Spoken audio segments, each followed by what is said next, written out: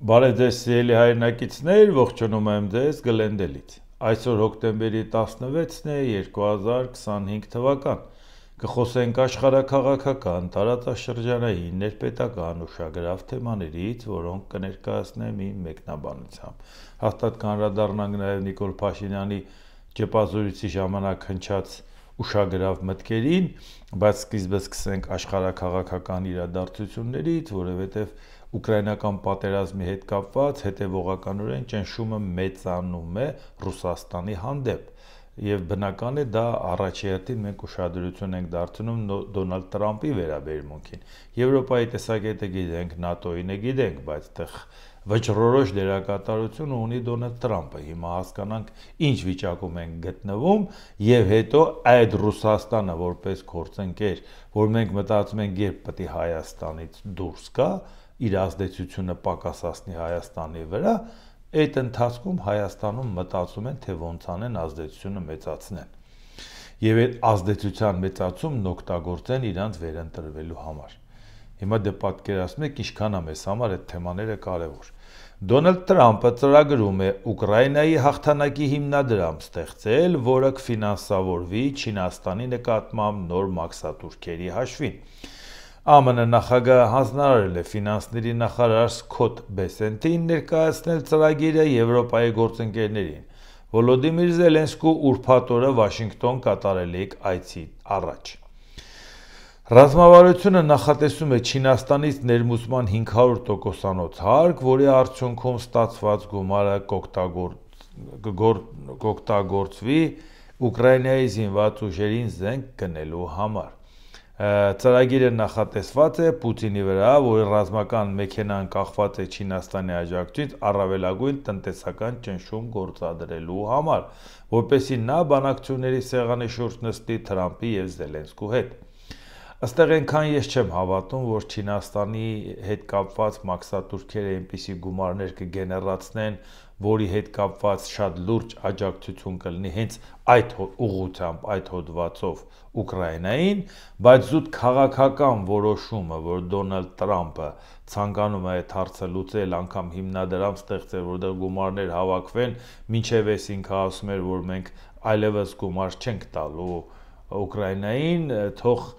մեզանից զենքը գնեն, բայց հիմա մտածում եմ, եթե նույնիսկ այդ գումարը կհավաքվի մաքսատուրքերի ժամանակ, այդ գումարը մենք կարող ենք տրամադրել Ուկրաինայի, ստեղծել հիմնադրամ։ Բայց դա շատ ավելի կարևոր է, որովհետև այդքան դրա արդյունավետությունը ես տենց չեմ գնահատում բարձր, այդ քաղաքական որոշումը, որ մենք հետևողականորեն օգնելու ենք Ուկրաինային եւ եվրոպական գործընկերներին էլ ասում, եկեք միասնին միասնական քաղաքականություն իրականացնենք Ուկրաինային աջակցելու հարցում։ Դա շատ ավելի արժեքավոր է, որովհետև միջոցները այդ պարագայում հաստատ կգտնվեն։ Ու միջոցները հաստատ սա չի։ Առավել ևս, որ երբ որ Ռուսաստանի վրա Դոնալդ Տրամպը ցանկանում է ճնշում գործադրել, պետք է հաշտվի այդ մտքի հետ, որ իրան բացարձակ պետք չի Չինաստանի վրա ճնշում գործադրել, նույնիսկ փորձել։ Դա ձախողված քաղաքականություն է։ Պետք է Ռուսաստանին ճնշելու համար ոչ միայն Չինաստանի հետ չեզոք լինել, նեյտրալ լինել, այսպես, ընդհակառակը շատ ջերմ, շատ նորմալ հարաբերություններ հաստատել։ Ու չմոռանանք, որ եթե նույնիսկ Միացյալ Նահանգները համարում է, որ Չինաստանը թիվ 1 մրցակիցն է, էլի թող այդպես համարի, ով է ձեռը բռնե։ Բա թիվ 1 մրցակցին շարքից անելու համար առաջ մի հատ հանի թիվ 1 մրցակցի գործընկերոջ է Ռուսաստանին, որից հետո այդ թիվ 1 մրցակցություն մենակ բռնացրու։ Այդ դեպքում պետք չէ անպայման հարձակումներ կամ չգիտես ինչ։ Պարզապես պետք է ասել է սա աշխարհաքաղաքական իրավիճակը, ուրեմն պետք է հաշվի նստես նոր իրողության հետ։ Ճանապարհը դա է։ Ու չմոռանանք, որ Ամերիկայի Միացյալ Նահանգները հրաշալի գիտեր, որ 1939 թվականի օգոստոսի 23-ին 10 տարով կնքված չհարձակման պայմանագիրը Խորհրդային Միություն եւ Գերմանիա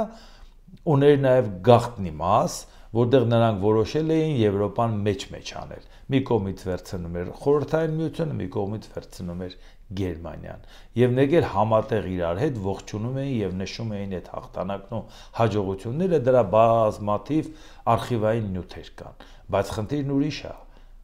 ֆաշիզմի դեմ, նացիզմի դեմ պայքարող Միացյալ Նահանգները չէր մտածում, որ այդ պարագայում բերեք միանգամից մի հատ էլ խորհրդային միության դեմ պայքարենք։ Ինքը ամեն ինչով օգնեց խորհրդային միությանը, նացիզմին հաղթեցին, որից հետո ասեց, բերեք մեր հարաբերությունները վերանայենք խորհրդային միության հետ, որ նա չփորձի ծավալվի կամ իր դերակատարությունը մեծացնի, բայց մինչև դրան հասնելը թույլ չտանք, որ խորհրդային միությունը տապալվի, կործանվի, քայքայվի այդ պետությունը։ Այսինքն, եթե նույնիսկ ինչ-որ ժամանակի համար անհրաժեշտ էր, որպեսի որոշում կայացնել խորհրդային միությանը օգնել Հիտլերին հաղթելու համար, դա արեցին։ Իսկ դրանից շատ քիչ ժամանակ անցած արդեն պաշտոնաթող վարչապետ Ուինստոն Լեոնարդ Սպենսեր Չերչիլը լինելով Միացյալ Նահանգներում մարտի 5-ին 1946 թվականը հայտնի իր Ֆուլտոնի ճառը, որ ասում են Ֆուլտոն քաղաքում իր ճառը արտասանեց, որով հենց դրվեց երկաթյա վարագույրի հիմքը որպես այդպիսին Սառը պատերազմի հիմքը որպես այդպիսին, որ այսինքն եկել է ժամանակները վերանայել մեր հարաբերությունները խորհրդային միության նկատմամբ, բայց խորհրդային միությունը մի քանի ամիս առաջ իրենց դաշնակիցն էր։ Այնպես որ պետք է հաշվի առնել, որ Չինաստանին որևէ պարագայում Միացյալ Նահանգները այսօր հաղթել չի կարող, առավել ևս մաքսային պատերազմով։ Չինաստանը եւ Միացյալ Նահանգների տնտեսությունները գրեթե հավասար են։ Բայց Չինաստանի մեկ շնչեն եկնող համախառն ներքին արդյունքը էականորեն զիջում է Միացյալ Նահանգներին։ Դա նշանակում է եւ այդ պարագայում Միացյալ Նահանգները ոչ մի պարագայում չի կարող Չինաստանի ապրանքը փոխարինել արտադրելով Ամերիկայում, որտեղ ավելի թանկ կնստի, ինքը չի կարող, որովհետեւ այդ ապրանքի գնի մեջ նստած է նաեւ իր բարեկեցությունը, այն ծախսերը, որը որ իր երկրում կատարվում է մեկ շնչեն ընկնող համախառն ներքին արդյունքը ավելացնելու։ Այսինքն կամ մարդը պետք է բարձր մաքսատուրքով չինական ապրանքը շարունակի առնել ամերիկացին ատուժելու, կամ տեղական արտադրությունը պետք է զարգացնել, ելի ամերիկացին ատուժելու։ Չես կարող ծնկի բերել Չինաստանին, որտեղ նա տոտալիտար պետություն է։ Տոտալիտար պետությունը որևէ մեկի տնտեսությունը վնասել կրի, նա այդքան չկա, որ նա պետության դեմ դուրս գա։ Վիզը վրից կպոկեն, կամ ոտքերից կկախեն, կամ գլուխը կկտրեն։ Դա նորմալ, գեղեցիկ քաղաքակիրթ տարբերակ է Չինաստանի համար։ Այսինքն այդ դժգոհությունները Միացյալ Նահանգների մեջ կարող ալնի ժողովրդավար պետությունը։ Այդ դժգոհությունները Չինաստանում ծպտունները դուրս չի գա իր պետության դեմ։ Այսինքն դա էլ ասել, որ այդ դժգոհությունը կստիպի գնալ բանակցությունների, հաստատ դա այդպես չի։ Այդ դժգոհությունները հարված կհասցնի երկու կողմին էլ, բայց դրանից ավելի շատ կտուժի ժողովրդավար Միացյալ Նահանգները։ Այնպես որ Դոնալդ Տրամփը պարտադրված է հարաբերությունը բարելավի թեկուզ ժամանակավոր Չինաստանի հետ, մինչև Ռուսաստանի հարցերը լուծի։ ԱՄՆ նախագահ Դոնալդ Տրամփը հայտարարել է. մենք արդեն առևտրային պատերազմ ենք վարում, պատասխանելով հարցին, թե արդյոք Չինաստանի հետ հարաբերություններում իրավիճակը կարող է հասնել առևտրային պատերազմի։ Չինաստանի առևտրի նախարարությունում պատասխանել են, որ Պեկինը պատրաստ է ինչպես բանակցությունների, այնպես էլ առևտրային պատերազմի։ Այս հրա մասին ենք խոսում, հուսանք, որ Դոնալդ Տրամփը կվերանայի իր նման մոտեցումը։ Նման մոտեցումը որևէ հաջողություն չի բերելու ոչ աշխարհին, ոչ էլ մեր երկրին, որովհետև մենք էլ այս աշխարհի մի մասնիկ ենք։ ԱՄՆ ֆինանսների նախարար Սքոթ Բեսենտն ասել է. նախագահ Տրամփը շարունակում է հանձնառու մնալ Չինաստանի նախագահ Սի Ցզինպինի հետ երկկողմ հանդիպմանը մասնակցելու հարցում։ Ասիական եւ խաղաղօվկիանոսյան տնտեսական խորհրդի առաջիկա գագաթնաժողովի շրջանակում, չնայած նրա վերջին հակառակ պնդող հայտարարություններին, դե հիշում եք, վերջերս ասեց, այլևս անիմաստ եմ համարում Չինաստանի նախագահի հետ հանդիպելը։ Շատ վատ է, որ անիմաստներ համարում, բայց ինչպես տեսնում եք, նախարարը գլխի ակցում, որ դա ինքը կատեգորիկ ասել է, բայց իրականում դա այդքան էլ այդպես չի, որ ինքը ցանկություն չունի հանդիպելու։ Հուսանք, որ այո, կվերանայի, որովհետև Չինաստանը Իրան չի, որին հոխորտալով ասես, եթե սա չանես, կհարվածենք, եթե ես չանես, հեն կանենք։ Չինաստանի հետ այդպես չեն խոսում։ Չինաստանին հաղթելու մի ձև կա, մերձեցնես քեզ, հետո մենակ թողես։ Առանձին մենակ չես թողելու, սա է հարցը։ Կարծում եմ նրանք գերազանց հարաբերություններ ունեն եւ դա չի սրվել երկու առաջնորդների միջև վստահության բարձր մակարդակի պատճառով, պնդել է ԱՄՆ ֆինանսների նախարարը։ Հիմա տեսնենք, Պենտագոնի ղեկավար Փիթ Հեքսեթն ասել է. ԱՄՆ վերջնագիր է ներկայացրել Ռուսաստանին, պետք է դադարեցնել պատերազմը։ Հեքսեթը նշել է, որ ՆԱՏՕ-ի բոլոր եվրոպական դաշնակիցները պետք է միանան փուրլ նախաձեռնությանը ամերիկյան սպառազինության միջոցով Ուկրաինային աջակցելու համար։ Հեքսեթն ընդգծել է, որ եթե պատերազմը չավարտվի եւ կարճաժամկետ հեռանկարում խաղաղության լուծում չհայտնվի, ապա ԱՄՆ-ն դաշնակիցների հետ միասին կիրականացնի անհրաժեշտ քայլերը, որպեսզի Ռուսաստանը ստիպված լինի մեծ հաշվով պատասխան տալ Ուկրաինայի դեմ ագրեսիայի շարունակման համար։ Ինչքան ենք սպասել այս խոսքերին, ինչքան ենք սպասել, որ վերջապես հանգեն նրան։ Չէ՞ որ մարդիկ ամիսներ առաջ հիշում են, որ լրիվ տրամագծորեն այլ մոտեցում կար, մեղադրանքը Ուկրաինայի հասցեին էր, Ռուսաստանին միայն պաշտպանել եւ այլ եւ այլ։ Այո, մի քիչ ժամանակ անցավ, մի քիչ ներվերներս քայքայվեց, որովհետև հիմնական սպասելիքը ունենք Միացյալ Նահանգների նախագահից եւ վերջապես գոնե հասան նրան, որ պետք է Ռուսաստանի վրա այո ճնշում գործադրեն։ Եթե մենք ստիպված լինենք անել այդ քայլը, այսինքն ճնշում գործադրելու մասին խոսքը, ԱՄՆ պաշտպանության նախարարությունը պատրաստ է ներդնել իր լուման այնպես, ինչպես ի վիճակի է միայն Միացյալ Նահանգները, հայտարարել է Հեքսեթը, ՆԱՏՕ-ի կենտրոնակայանում անցկացված Ռամշտայն կոնտակտային խմբի նիստում։ Դեռ Ռամշտայնը գիտեք ամենամսյա հավաքներն են, լինում է եւ առցանց, լինում է եւ հանդիպում են, քննարկում են ուկրաինական պատերազմի սկսվելուց հետո դա արդեն հաստատեցին Գերմանիայի ռազմական բազայի անունով եւ պարբերաբար հավաքվում են, քննարկում են, թե ինչպես պետք է աջակցեն Ուկրաինային։ Դերակատարությունը իհարկե շատ մեծ էր դա Միացյալ Նահանգների, երբ որ Դոնալդ Թրամփը փորձեց մի քիչ դերակատարությունը փոքրացնել, անմիջապես թե Գերմանիան, թե Մեծ Բրիտանիան, թե Ֆրանսիան ասեցին, որ մեր վրա այդ բեռը կվերցնենք, եթե հանկարծ Միացյալ Նահանգները հետ քաշվի։ Չնայած այնպես չի, որ հետ ակաշվել, ինչ որ մի ժամանակ պաուզա այսպես եղավ, որ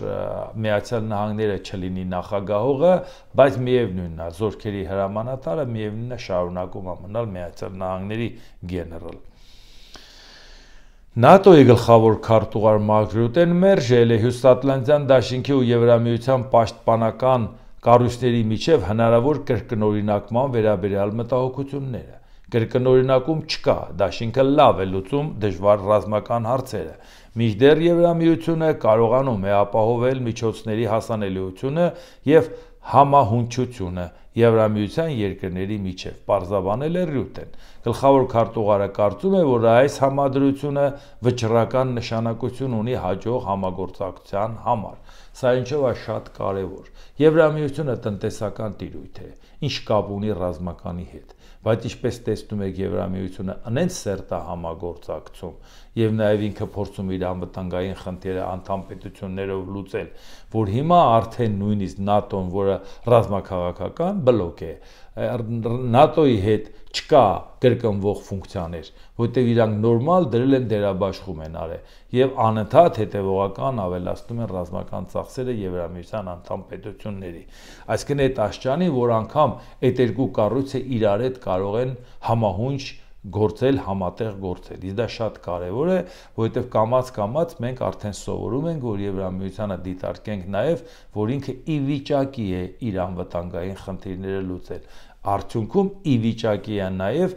օգնել կամ ի վիճակի է ագրեսորներին ինչ-որ բան պարտադրել եւ ի վիճակի է իր գործընկերներին նույնպես աջակցություն ցուցաբերել։ ԱՄՆ նախագահ Դոնալդ Թրամփը հայտարարել է, որ Հնդկաստանի վարչապետ Նարենդրա Մոդին խոստացել է իրեն դադարեցնել ռուսական նավթի գնումը։ Դա տեղի կունենա կարճ ժամանակահատվածում։ Ես դժգոհ էի նրանից, որ Հնդկաստանը գնում է ռուսական նավթ, եւ Մոդին ինձ վստահեցրել է, որ նրանք Ռուսաստանից նավթ չեն գնի։ Թրամփը այս խոստումը անվանել է մեծ քայլ, հիմա մենք ուզում ենք հասնել նրան, որ Չինաստանը նույնը անի։ Իհարկե, այդքան էլ չեմ կիսում լավատեսությունը Դոնալդ Թրամփի, որ Նարենդրա Մոդին արդեն այդ որոշումը կայացրել է, մենք դրան անդրադառնանք, բայց այն որ Ամերիկայի Միացյալ Նահանգները հետևողական ցանկանում է թե համոզի, թե ճնշում գործադրի այն պետություններին, որոնք մեծ քանակությամբ նավթ են գնում Ռուսաստանից, նրանք դա վերանայեն, այդ պարագայում իհարկե դա նույնպես Ռուսաստանին ծանր հարված է եւ պատահական չէ, որ այսօր Պեսկովը անդրադառնում էր դրան, որ Միացյալ Նահանգներին դիմենք, ասենք, պետք չէ էլի մեր գործընկերներին ստիպել, որ նրանք հրաժարվեն, նրանք պետք է ելնեն իրանց շահերից, էլի, հիմա իրանց շահերը բխում է Ռուսաստանից ստանալ, նրանք ստանում են, բայց մենք էլ չենք մոռանում, որ Ռուսաստանը այնպիսի գներով է նրանց տալի, որ հնարավոր չի չպատկերացնել, որ իսկապես բխում է իրանց շահերից, բայց իրանք պետք է մտածեն այդ պարագայում իմաստեցնում են Ամերիկայի Միացյալ Նահանգների հետ հարաբերություն փչացնել, թե ոչ, սա որտեվ իրանց համար շատ ավելի կարևոր է, քան Ռուսաստանի հետ զուտ տնտեսական շահեր ունենալը, բայց իհարկե Հնդկաստանի արձագանքը նայենք, Հնդկաստանն արձագանքել է ԱՄՆ նախագահ Դոնալդ Տրամփի ռուսական նավթ գնելուց հրաժարվելու մասին մեկնաբանություններին ընդգծելով, որ իր առաջնահերթությունը սպառողների շահերի պաշտպանությունն է, Հնդկաստանը նավթի եւ գազի խոշոր ներմուծող է, մեր մշտական առաջնահերթությունը հնդիկ սպառողների շահերի պաշտպանությունն է անկայուն էներգետիկ իրավիճակի պայմաններում, մեր ներմուծման քաղաքականությունն ամբողջությամբ կենտրոնացված է այս նպատակին հասնելու համար, հայտարարել է Հնդկաստանի արտաքին գործերի նախարարության խոսնակը։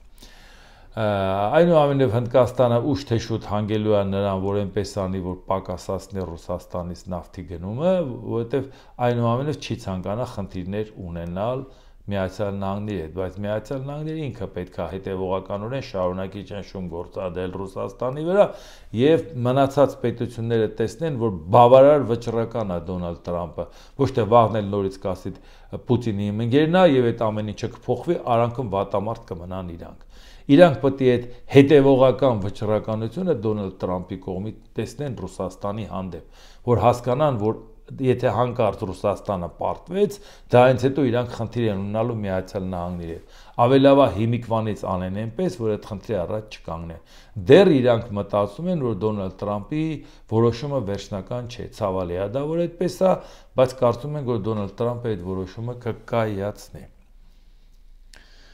Հիմա նայեք ինչ էր ասում վարչապետ Նիկոլ Փաշինյանը լրագրողների հետ ճեպազորություն, մի քանի հարցի անդրադարձել է։ Մեր բոլորի շանսերի մասին գնահատական կտա ժողովուրդը։ Այն քաղաքականությունը, որը մենք 2021 թվականից ի վեր իրականացնում ենք, այդ քաղաքականության հեղինակը մենք չենք, ժողովուրդն է, որ շատ ավելի իմաստուն է, քան ցանկացած քաղաքական գործիչ եւ ուժ։ Այստեղ մի խնդիր ունի ժողովուրդը, որ մի միասնական ձեռք չունի, որ վերցնի եւ այդ ծրագիրը գրի։ 2021 թվականի ընտրությունների քարոզարշավների եւ հետագա հաղորդակցությունների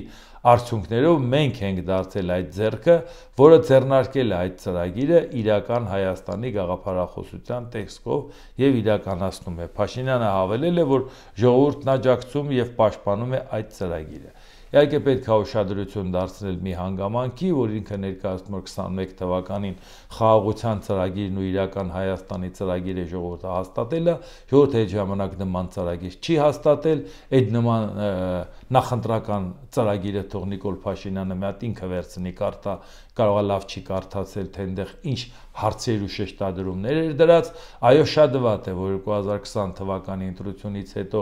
ժողովուրդը ընտրելով Նիկոլ Փաշինյանին, Նիկոլ Փաշինյանը փորձեց ցույց տա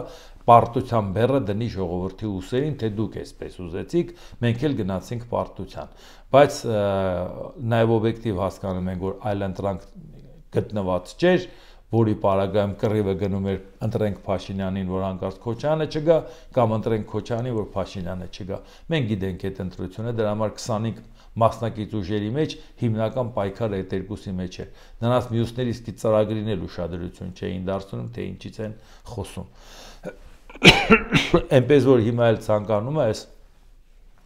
այն ինչ որ ուզում է բերի մեր երկրի գլուխը 2026 թվականի ընտրություններով ցույց տա, որ ինքը այդ ձայները ստացել է, ժողովուրդը իրան պատվիրակել է խաղաղության գնալ, այդ իսկ պատճառով ինքն է գնում այդ ճանապարհով։ Եվ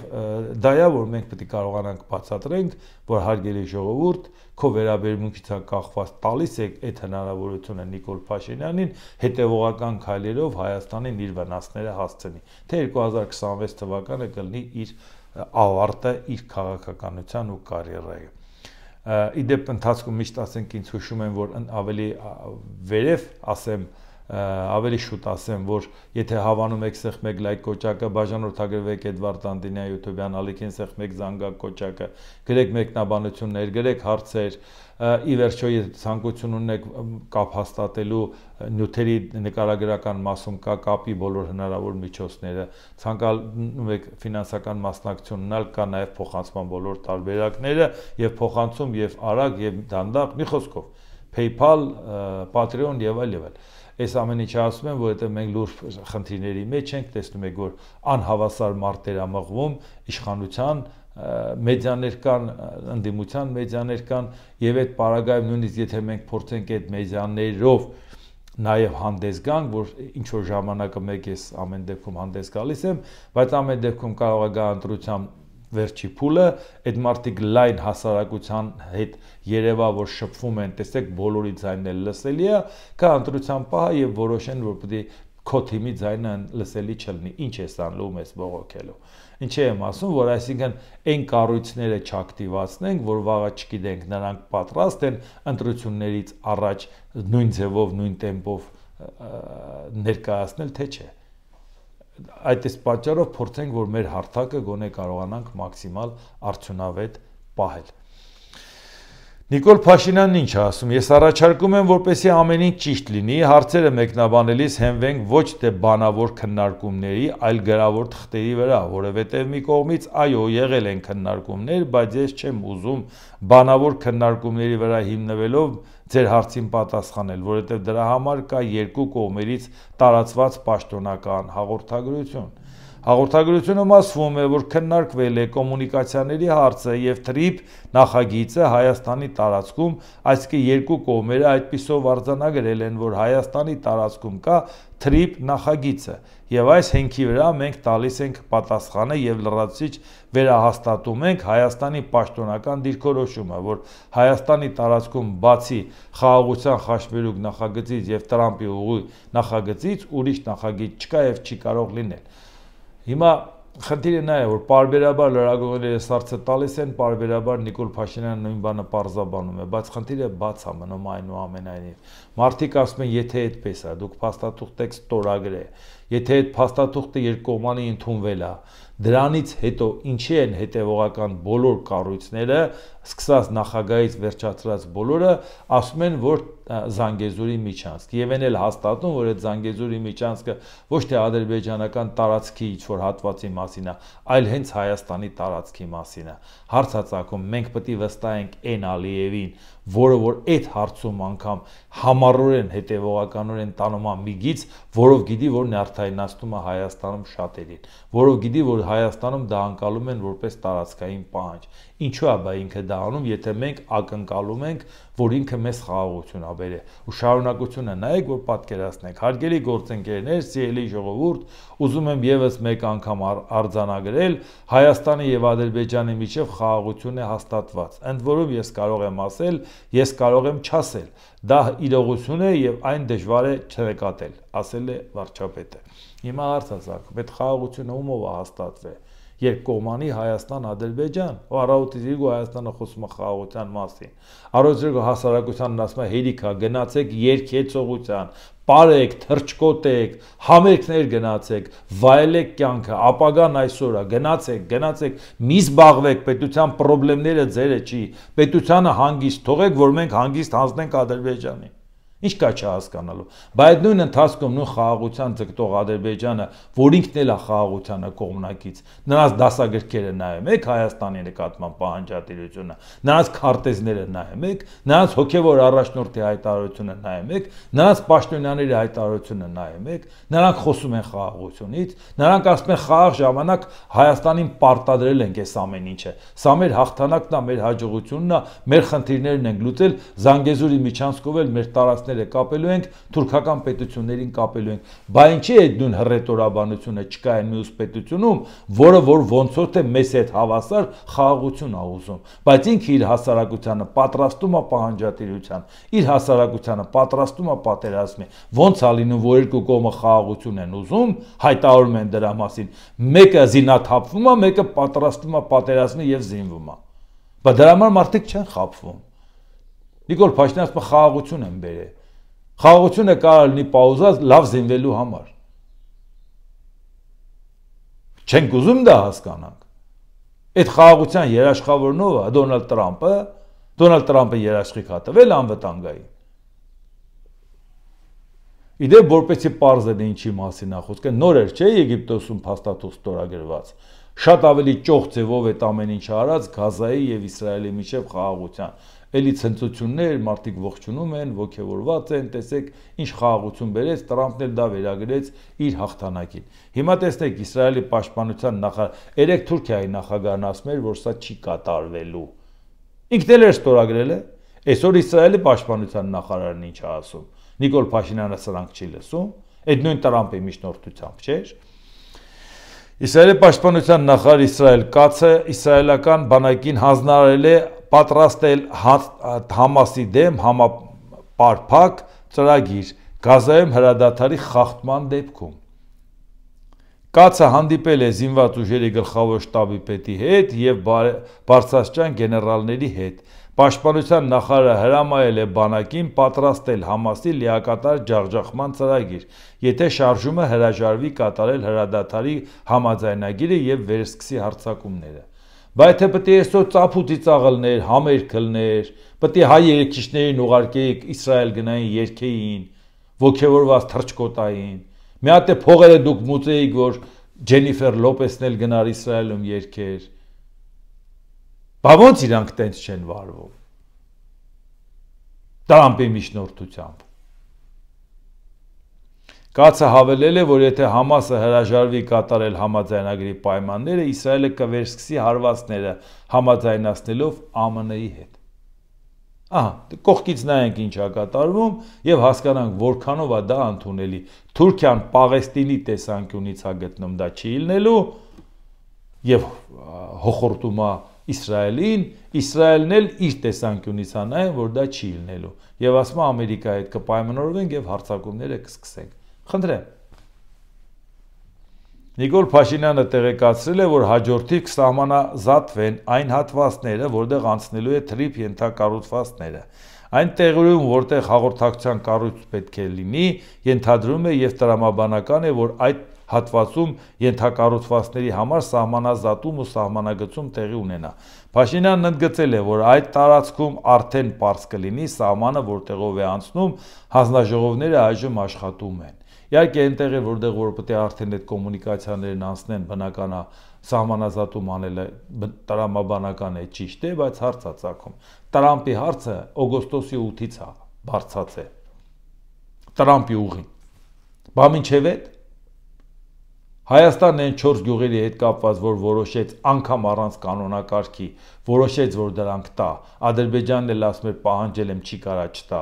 Նիկոլ Փաշինյանն էլ գնաց այդ գյուղերում հանդիպեց ժողովրդի հետ, ասեց, եթե մենք հիմա չտանք, իրանք կմտնեն ավելի շատ կվերցնեն, մի հատ էլ ահաբեկ այդ ժողովրդին, որովհետև մեր երկիրը ղեկավար չունի։ Մեր երկրի ղեկավարը նրա համար է, որ ազդի ճնշի ժողովրդի վրա, որպեսզի նրանք զիջեն Ադրբեջանին։ Հո նրա համար չի, որ Ադրբեջանի դեմ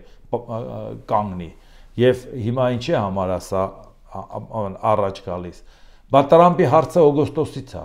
Բա մինչև այդ պայմանավորվել էի, որ պետք է հյուսիսից սկսեք սահմանազատումը։ Մի միլիմետր այդ հարցով առաջ գնացել եք, մի տեղ նշել եք, որ այդտեղից պետք է սկսեք ու ինչ պետք է անեք։ Ունեք այդ ժամանակացույցը, երբ բանից եք անել։ Տրամպներու այս ընթացքում մեզ բան չէր ասում, բա հետո կամ էլ թե չէ սահմանազատումը, որը որ որոշել եք հյուսիսից իջնել մինչև հարավ, մի 5 հոգի ավել բարդ չունեք, որ այս կողմից ու այն կողմից քարտեզը վերցնի, քարտեզը երևի մի օրինակ է, բա պատճանը հանել հնարավոր չի, որ այդ քարտեզը վերցնի, գնա հյուսիսից սկսեն իրանց գործը անել։ Ինչու չի հյուսիսից սկսվում այդ գործը։ Ինչու չի պայմանավորվածությունը կատարում համաձայն ժամանակացույցի։ Առավոտից իրիկու Նիկոլ Փաշինյանը թմկահարում է, թե մենք ունենք համատեղ փաստաթուղթ իրար հետ։ Համատեղ փաստաթուղթը իրար հետ, որ ունեք, այդ համատեղ փաստաթուղթը ինչ կապ ունի Տրամպի ուղու փաստաթղթի հետ։ Դրանք տրամագծորեն տարբեր փաստաթղթեր են։ Եթե նույնիսկ Տրամպի փաստաթղթից բխում է, որ կարելի է սահմանազատում անել նաև այդտեղ, Բայց դա ինչ է փոխում ձեր ժամանակացույցն ու կանոնակարգը, որ դուք պետք է սկսեք հյուսիսից մինչև հարավ այդպես դնել սահմանազատում անել, որովհետև դուք ռիսկ չեք անում Ադրբեջանին, ասեք, դե եկեք սկսենք, որ անենք, որովհետև տարածքներ կա, որ Ադրբեջանը այդ դեպքում պետք է վերադարձնի Հայաստանից, կը ցանկություն չունի վերադարձնի։ Դրա համար ասում եմ, լավ, լա եկեք մի քիչ ժամանակ շահենք, մի քանի տարի էլ եկեք մի մտածենք Սյունիքով անցնող ճանապարհի հետ կապված սահմանազատում անենք։ Այդ ընթացքում էլ դե քանի որ զբաղված ենք, ոչ ենք կարա հյուսիսից անենք։ Վերևից սենց գանք Վրաստանի սահմանից իջնենք ներքև միջև Իրանի սահման։ Այս բոլորը ակնհայտ է, չէ՞։ Ինչու չի կատարվում այն որոշումն ու այն փաստաթուղթը։ Լա դրա մասին մտածեք, որովհետև չերել կատարվելու Փաշինյանը շտապեց ասի հանկարծ չմտածեք, որ դա անելու ենք, որ հանկարծ Ադրբեջանը մեզ տարածք անցնի։ Մենք էլ իր տարածքներից վերահսկողության տակ ունենք, մենք էլ իրան պետք է հանձնենք, չշտապեք, մենք պետք է հանձնենք։ Հետո իշխանությունից մեկն ասեց, բա մենք ենք պարտվել, պարզա մենք պետք է զիջենք, որ իրան չպետք է զիջեն։ Այսինքն անկլավներն էլ մենք կտանք, նոր կսկսենք անել։ Այս սրա համար մարդիկ չեն հավատում ձեր պայմանավորվածություններին։ Նիկոլ Փաշինյան, սահմանադրության թեման մենք արտաքին քաղաքական օրակարգի ոչ մի ուղղություն չունենք, սահմանադրության փոփոխության թեմա մենք չունենք։ Մենք սահմանադրության հետ կապված ունենք ներքին օրակարգ եւ այդ ներքին օրակարգի վերաբերյալ հստակ աներկբա հայտարարել ենք քաղաքացիական պայմանագիր կուսակցության 7-րդ համագումարի ընդունված հռչակագրով։ Այսինքն այն որ լոլո են կարդում, որ 4-րդ հանրապետություն են անում, դրա համար ենք սահմանադրությունը փոխում, Ադրբեջանի պահանջով չի։ Բայց Ադրբեջանը պահանջում է, քանի սահմանադրությունը չես փոխել, փաստաթուղթ չենք ստորագրելու։ Եթե փաստաթուղթ չենք ստորագրում, ոչ մի երաշխիք էլ չկա, որևէ միջազգային երաշխիք գոյություն չունի, որևէ ժամանակացույց չունի։ Փաստաթուղթը ընդհանրապես նախաստորագրված է, մի բան, որը մարտ ամսին արդեն վերջնական փակված էր, որովհետև քննարկված էր, ավարտած էր։ Բայց դրա մեջ չենք հավատում։ Այդ խաղաղության ձգտմանը Ադրբեջանի, որովհետև ինքը ասում է, չէ, փոխեք ձեր սահմանադրությունը։ Իսկ Նիկոլ Փաշինյանը սահմանադրությունն արակվելով չի ուզում ռիսկի դիմի դա անի ընտրություններից առաջ, որովհետև վախենում է ձախողվի։ Եվ այդ ձախողված քվեարկությամբ մարդիկ գնան ընտրության։ Իսկ հիմա ուզում է գնա ընտրության, ժողովրդին ասի դուք ինձ այն տվեցիք, այս ամեն ինչը անեմ, եթե սահմանադրությունը չեք փոխի, ուրեմն մեղավորը դուք եք, պատերազմը դուք եք ուզում։ Դրա համար մենք ձեզ պատերազմ կհայտարարենք ներսում։ Գիտենք, չէ՞ ինչ է կատարվելու։ Նիկոլ Փաշինյան, պետք է խոստովանենք, որ շատ հարցեր հռչակում ենք եւ չենք կարողանում լուծել։ Դա ըստ նրա կապված է գիտելիքների բացակայության հետ։ Այսինքն գիտելիք չունենք եւ մասնագետների պակաս ունենք։ Մարդկային ռեսուրսի պակասի խնդիր ունենք, ու սրա մասին ընդունված չէ խոսել։ Մենք մինչև չարերեսվենք սրան, չի ստացվելու մեր մոտ ոչ մի բան։ Մենք չենք խոստովանում, որ Հայաստանում շատ խնդիրներ չեն լուծվում, որովհետև մենք չգիտենք խնդիրների լուծումը։ Ավելին, մենք շատ դեպքերում չգիտենք խնդրի պարամետրերը, խնդիրը գիտենք։ Ես սա ասում եմ մի մարդ, որը երկրի վարչապետն է,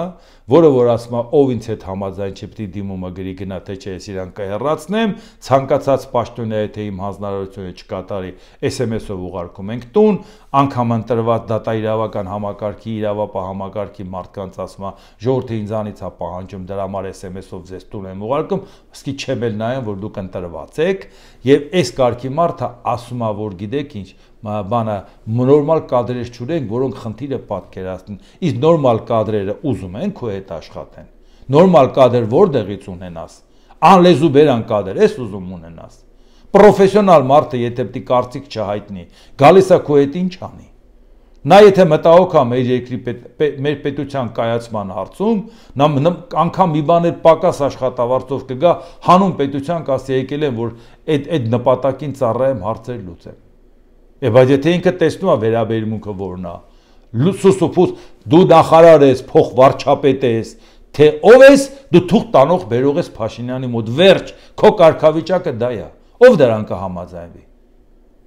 Կամ եթե ասում ես, եթե ինձ հետ չի քայլե, կամ էլ թե չէ իմ գաղափարները չի կիսում, չի կարա պաշտոն ունենա։ Մարդիկ ի սկզբանե իմանում են ու ընդհանրապես չեն մոտենում։ Ասում են գնա դու էլ այդ հարցերը լուծի։ Որովհետև միանալ քեզ 100%-ով քո հետ համաձայն լինել, նշանակում է քո արած հանցագործությունները վերցնել իրանց վրա։ Արդարացնել քո արած հանցագործությունը, մարդասպանությունը, որ դիտավորյալ ասել ես, տարել ենք սպանել, որպեսզի հանձնենք Արցախը։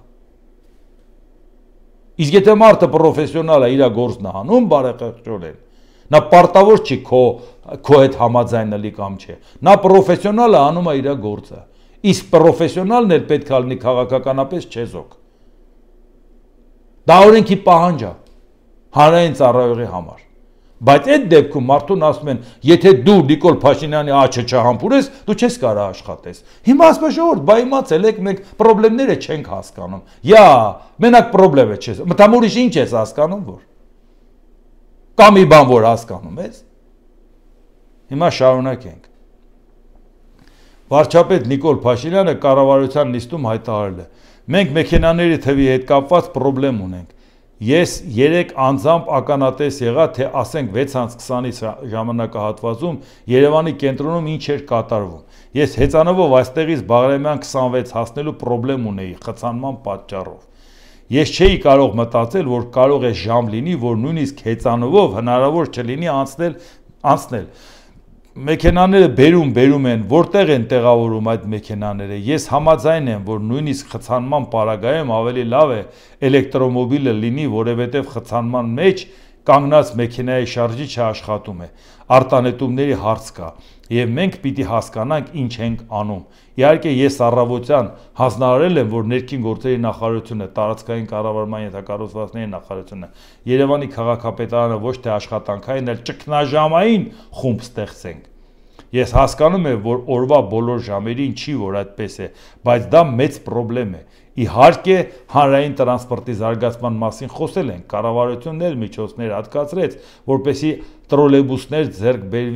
բերի Երևանի քաղաքապետարանը, բայց մենք պետք է հասկանանք, որ այսպես մենք սխալ տեղ ենք գնում։ Այդ խցանումն արդեն մարդու նյարդային վիճակի վրա ազդում են։ Ես համոզված եմ, դուք ինձանից լավ գիտեք խցանումների մասին, բայց այն ինչ որ ես երեք տեսա, դա սարսափելի է ուղղակի։ Դա բառից բուն իմաստով ճգնաժամ է եւ չի կարելի թույլ տալ, որ այդպիսի իրավիճակ լինի։ Բոլոր երկրներում էլ լինում են խցանումներ, բայց խցանում էլ կա, խցանում էլ։ Դա խցանում չի, դա քաոս է, չի հասկացվում ինչ է կատարվում։ Ասենք ոնց որ մի սուբստանցիա լցնես փողոցները ու այդպես ողողեն փողոցները այդ սուբստանցիայով հայտարարել է Փաշինյանը։ Չի հասկանում ինչ է կատարվում։ Բայց մի հատ գերագույն գլխավոր անհասկացող նստել է վարչապետի աթոռին, ինչ կա չհասկանալու։ Բա որ ասում ենք 7 տարի մի հատ Երևան սարքեցիք Երևանի մեջտեղը, ինչ էր իմաստ, բա ինչի համար էինք ասում։ Բա որ ասում ենք դուք ինչքան էլ ճանապարհ սարքեք, չեք հասցնի հետևից, որտեվ այդպիսի թողունակություն մեքենաների որ ապահովում եք, մի հատ տեղ եք թողում, մի միլիմետր տեղ եք թողում, տանում եք մի հատ շենք եք նորից տնգացնում։ Չգիտեք ինչ եք անում։ Մի միլիմետր տեղ եք թողել Երևանում։ Ինչի համար է դա արվում։ Բա որտեղ կանգնեն այդ մեքենաները։ Ոնց անեք, որ այդ փողոցները հնարավորի ձևով կարող է լինի մի քիչ լայնացնել, որովհետև 100 տարի առաջվա չափերով մնացել է մեքենաներն այդքան ավելացել, հիմա բերում եք նույն տեղը, նախագիծ եք հաստատում, նույն տեղը դնում, բայց այդքան ինչ ենք բացատրում։ Բա ազատ տեղեր թողեք, բացօթյա կամ փակ ավտոկայանատեղիներ ունեցեք, որպեսզի կարողանաք այդ ամեն ինչը անեք։ Թե մտածում եք ամեն միլիմետր հողը թանկ է, բերեք մի հատ շենք կանգնացնենք, չէ որ փող են տալի դրա համար։ Ինչ է դուք արտասահման չեք գնում, սաղորը չափչփում եք, չեք տեսնում, թե ինչ թանկ հողատարածքներ, թե ինչպիսի շենքերի կողքը, թեկուզ հիմա ասենք են Լոս Անջելեսում, որ նայում ենք հիմա, նայում ինչպիսի բացօթյա կայանատեղի են անում ավտոյի, թե փակ, թե բաց, չեն ափսոսում այդքան տարածքը, որ հատուկ մեքենաներ կանգնացնելու համար, որպեսզի կարողանան սպասարկեն նաև այդ շենքերը նորմալ կարողանան ֆունկցիոնալ առումով նորմալ կարողանան գործեն, ոչ թե խցկեք սաղ մտցնեք իրար մեջ։ Այդ չեք հասկանում, որ ինչ է կարել, ինչ փակուղի եք մտցրել Երևանը, որ Երևանը ոնց նայում ես օդը աղտոտված է, չեք հասկանում։ Ասում եք ձմեռը Երևանը տաքացնելու պատճառով աղտոտված, հիմա էլ է տաքացնելու, Երևանը հիմա տաքացնում են։ Բա ինչ է աղտոտված, փոշին մի հատ տալիս է։ Մենք չեք տեսել դու։ Երեք անձրև էր ամբողջ օրը, ավտոն գնում է, մի հատ կաթիլի լաքայ չկա, մի հատ հետք չկա մեքենայի վրա։ Չի կեղտոտվում մեքենան։ Չեք ուզում այդ ամեն ինչը նայեք։ Բա ինչն եք այդքան չափչփում աշխարհում։ Եթե պետք է տեսածը չգաք կիրառեք։ դրականը չկարողանաք վերցնեք։ Հիմա զարմացած է խուճապա, ճգնաժամա, ժողովուրդ ջան Երևանի վիճակը։ Նորմալ ձևով հնարավոր է Երևանը միտեղից միտեղ գնալ, առանց ներվայնանալու։ Լույսը բացվում է քնից արտանում ես, արդեն ներվայնացած ես։ Բայց եթե դու չգնայիր փողոցում հեծանիվով չտեսնեիր, ուրեմն մի հատ կառույց չկար, որ այդ ամեն ինչը հազանգեր, բա ամբողջ ժողովուրդը առավոտից իրիկու հազանգում է, ականջը չի լսում դա։ Բա ինչի համար եք դուք։ Այ դու պետք է գնաս տեսնես, որ հարցը լուծես, կամ ճգնաժամային խումբ ստեղծես։ Իսկ եթե դու չտեսնեիր, այդպես պետք է շարունակվեր։ Ժողովուրդը ներվայնացած գործի չկարողանա հասնի, չկարողանա տուն հասնի, բայց այդ պարագայում դուք էլ ասեք, ժողովուրդ, բայց ինչի ես տուն գնում, գնա համերգի, յա։ Ո՞վ է քեզ ասել, որ դու պետք է այդ ժամին տուն գնաս։ Բայց համերգն ում համար է։ Նոր եք հասկանում, որ երկրում խնդրեմ կա, համերգը չի կարելի թփկահարել, չի կարելի մարդկանց բթացնել, չի կարելի բռնագանձած նարկոտիկը, թմրանյութերը բաժանել ժողովրդին, ձեր միջոցով, ձեր ով կարող է անել։ Ում միջոցով է հասնում այս ժողովրդին, որ սենց հավեսով տաշի տուշե են անում։ Նոր հասկացար, որ երկրում խնդրեմ կա, բայց այդքան ինչ եք ասում։ Մեկ էլ ասում են, այ մարդ չենք հասկանում, քո ուզածն ինչ է։ Ամեն ինչ լավ է, էլի։ Իրոք ամեն ինչ լավ է, ու հենց Նիկոլ Փաշինյանն ասում է խնդրեմ կա, նոր եք հասկանում, որ խնդրեմ կա։ Բա մտածեք այդ խնդիրների մասին, որ Երևանը չի կարելի քաղաքպետություն սարքել, չի կարելի տենց լցնել, չի կարելի մարզերը դատարկել, չի կարելի անգամ ակադեմիական քաղաքը բերել Երևանին կպցնել, փոխանակ առանձնացնես, վերում կպցնում ես, բայց այդ ամեն անգամ որ խոսում ենք, ինչի համար էինք խոսում։ Որ այսօր կանել ես փաստի առաջ փողոցի մեքենաները տեսել ես, ու որ ուղեղ չունես, ծալքեր չկա, նոր հասկացել ես, ասում ես, «Յա, ճգնաժամ է», լուրջ։ Բայց ճգնաժամը ով պետք է լուծի։ Ո՞նց եղավ, որ այդ ճգնաժամը եղավ։ Ես սրանք հարցեր են, ժողովուրդ ջան, որ պետք է պարբերաբար, այո, հասկանանք, որ վաղը մյուս օրը այս կարգի պատահական թյուրիմացությունները ասում են, բա ժողովուրդը մեզ ձայն ա տվել, մի հատ էլ ժողովուրդը մեզ պետք է ձայն տա, որ սենց թյուրիմացաբար կան եւս 5 տարի Հայաստանի հերն անից են, ժողովուրդ ջան։ Մտածեք։ Ընտրությունը ձերն է, որոշումը ձերն է։ Դե ինչ, դիտեք եւ դատեք ինքներդ։ Շնորհակալություն։